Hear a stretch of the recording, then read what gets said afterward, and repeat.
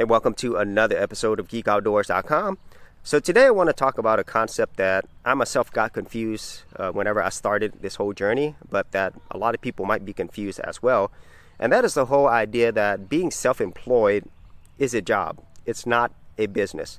So let me explain to you what that means. And so a lot of people, when they quit their job, they want to go out there and start a business. And a lot of people do that. And then they're thinking like they now have a business. But in reality, what they've done is they've actually become self-employed. So instead of working for somebody in a job, they now work for themselves in their own job. And the difference between being self-employed as a job versus a true business is the fact that if you were to stop working in your own business, in this job, then you no longer have a business. Whereas in a very real business, I'll put that in quotes, a real business, it could run without you. You know, you have systems in place, you have people or, technology that's generating income, that's taking care of everything. So you could actually leave your business and it's still running. That is the huge, huge difference. And that is something I had to learn myself because, whenever you start out, you get really excited that, hey, look, I've now started a business. It has my name on it. But then over time, you realize that it's just another job that you created.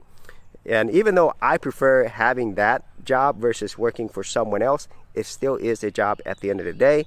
And so that is the difference between being self-employed and having a true business.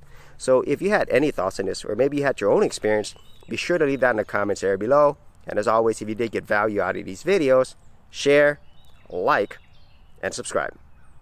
Hey geeks, if you are a creative geek like me and you wanted to learn how to create content on YouTube and other places on the internet, then check out my Gold Content Creators Group where you'll get access to 30 videos plus additional content for all the creative geeks out there.